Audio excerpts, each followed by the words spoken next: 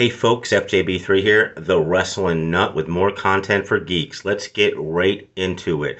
Io Sky, Bianca Belair, Rhea Ripley is a better choice to headline night one of WrestleMania. That's what this video is about, okay? It turns out that this convoluted story is actually better than the CM Punk, Seth Rollins, Roman Reigns story. And I'll tell you why. Okay, and I'll tell you why they chose Roman Reigns, CM Punk, and Seth Rollins to headline night one over this match. Quickly, let's get into it, okay?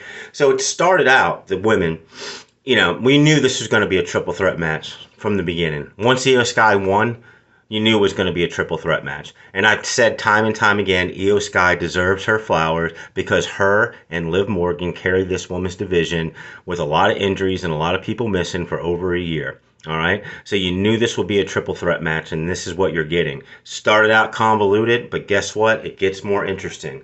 A lot more interesting than using Paul Heyman, who I love to death, the Wiseman, as the focal point of a story where you don't need Paul Heyman to be the focal point. So the women's story started out convoluted. I give you that.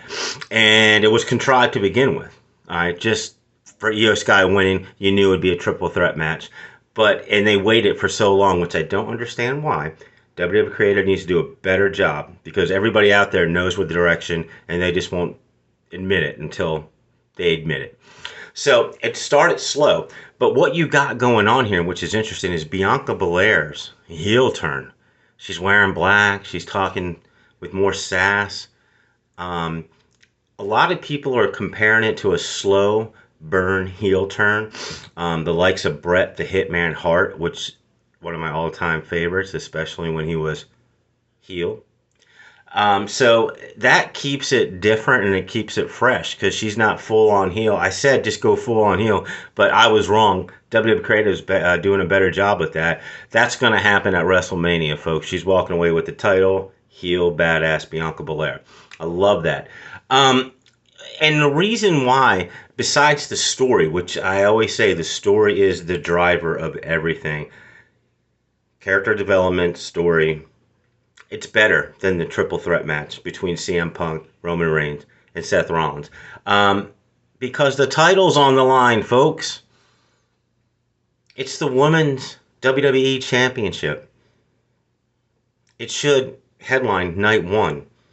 The relevancy of the World Championships are being diminished by this WrestleMania, and I hate to say that.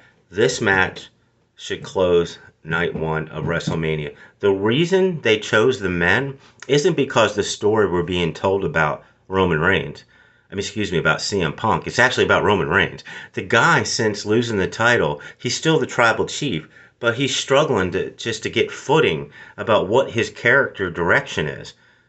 So he has to headline WrestleMania because he's headlined how many? Roman Reigns. This is the WWE's lying to you. It's not about CM Punk. This is Roman Reigns behind the scenes saying, I'm headlining night one of WrestleMania. I'm the guy who got the Brock Lesnar contract. I'm the guy who drove this company for 2-3 years. Whatever. Okay? As far as the match goes, I think the women will outperform the men in this triple threat match. And it's easy to compare because they're both triple threat matches. So it's going to be comparing apples to apples. We'll see if I'm right or wrong, but the women have a better chance of having a better match than these men. Okay, folks, I do this for the love of the game. I love likes, subscribe, please. It's a lot of fun. Okay, comments are what I love the most, just to get your opinions and thoughts. I appreciate everybody who watches, and let's keep it going.